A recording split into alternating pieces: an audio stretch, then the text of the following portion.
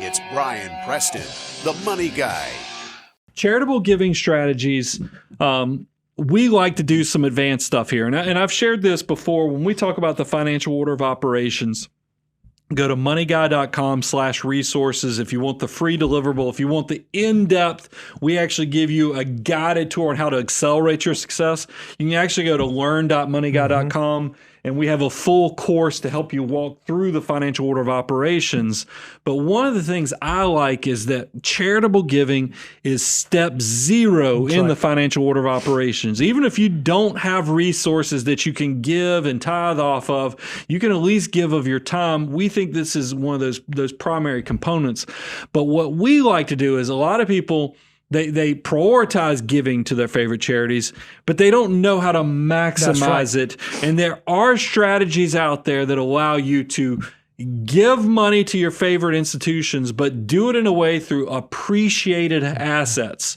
And what I like about what we call the Money Guy giving strategy is that it allows you to keep investing. Like we always be buying. We want you, if you're filling up your bucket strategy, you've got your tax-free with the Roth, you got your tax-deferred through your employer match. By the time you get to step 7, which is hyperaccumulation of the financial order of operations, you're going to start putting money into that after-tax account, and you're going to start having taxable gains in there. And if you're charitably minded, you are really missing out if you're not taking advantage of donor-advised funds where you can gift of those appreciated assets. And a lot of you are probably wondering, why in the world would I want to gift appreciated assets? But walk them through what are the benefits and advantages of doing the Money Guy gifting strategy. Yeah, like with most things, we like to do sort of an example or a case study. So here's like a real life example of the strategy that we like to implement.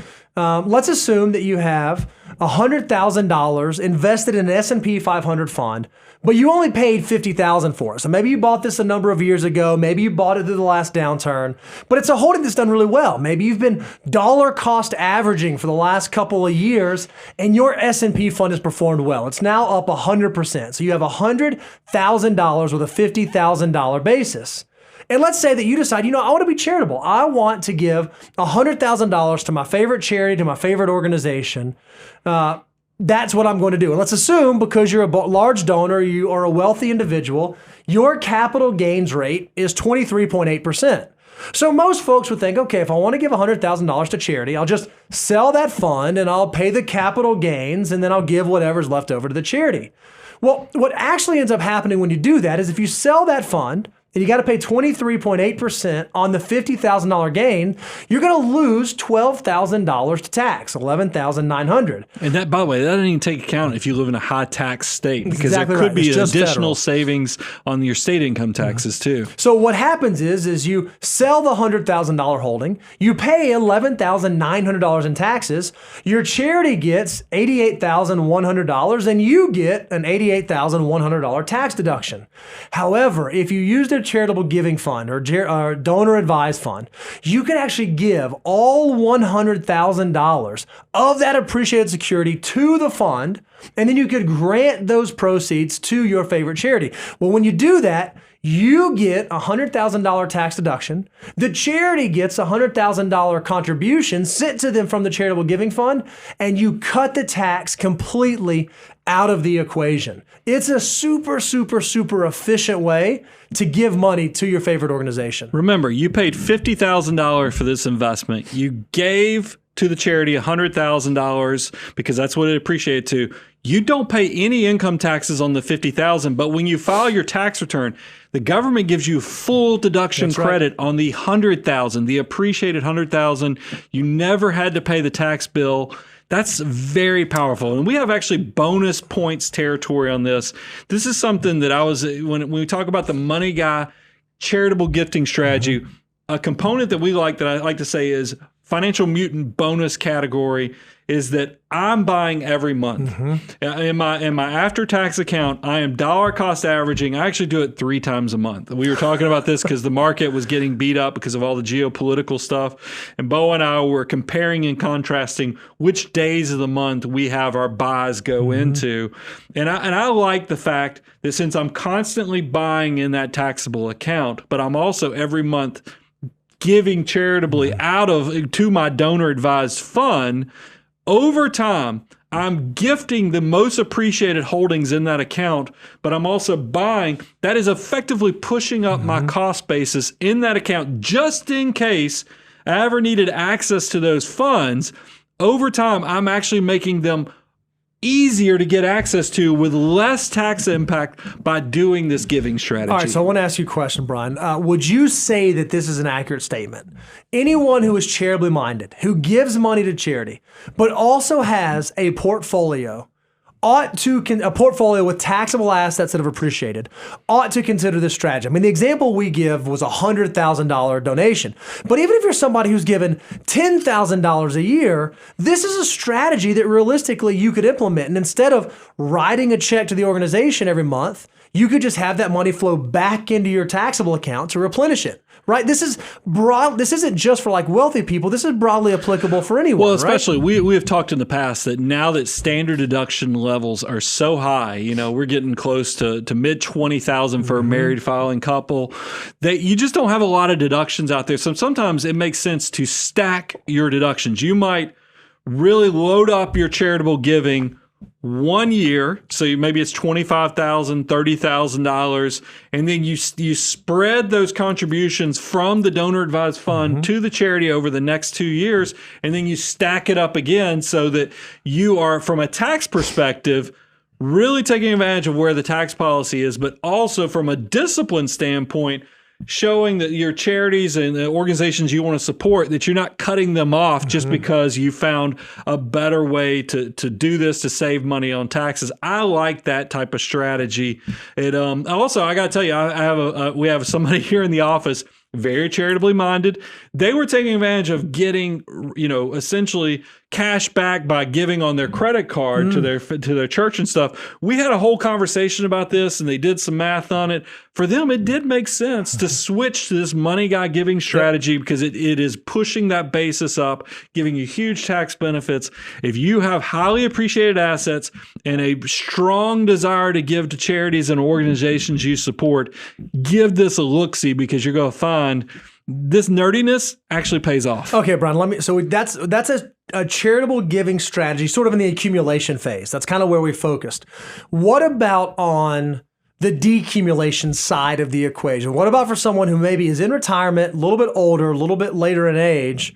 Are there charitable strategies they ought to think about or consider? Well, the ability to save for retirement is going to load up those retirement accounts. You'll actually find, as you're on your journey to wealth building, it's not uncommon to have Roth assets and tax deferred assets, because all of your employer's match funds are going to be in tax deferred before you have big pots of after tax money.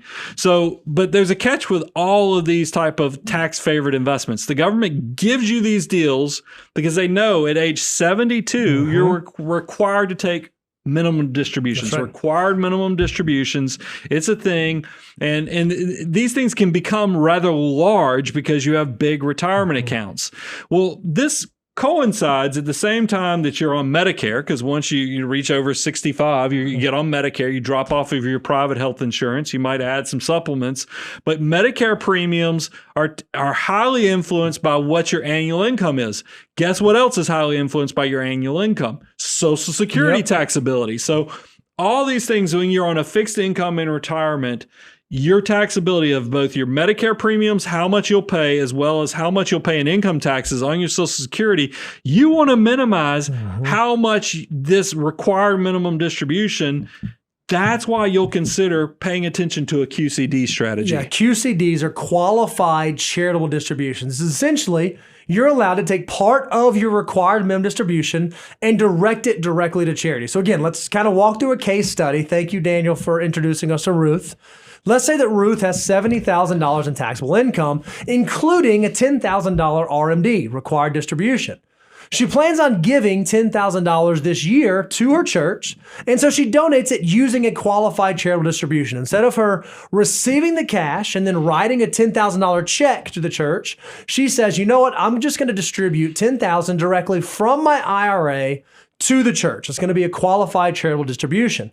Well, what that does is that actually reduces her taxable income from $70,000 down to $60,000. Well, instead of her having to recognize that $10,000 reduction is going to save her $2,200 in federal income taxes. What I love about this is if she were to just take that income and write a check to charity, there's a good chance she's not even itemizing. She's probably a standard deductor, so she doesn't even get a benefit from giving that money, writing a check to charity. This is a way she can actually benefit from still being charitably inclined, even if she's not an itemized deductor on her tax return. Yeah, I mean, the qualified charitable distributions is something I do with my mother does this, my mother-in-law does this. Anybody who's charitably minded, but also has these required distributions flowing through, you ought to at least go through the exercise to see if this is something that may benefit you. Because like Bo kind of just hit on it, most charitably minded people do get frustrated in the fact that they don't get to itemize anymore, but they still want to be charitable to give money every year.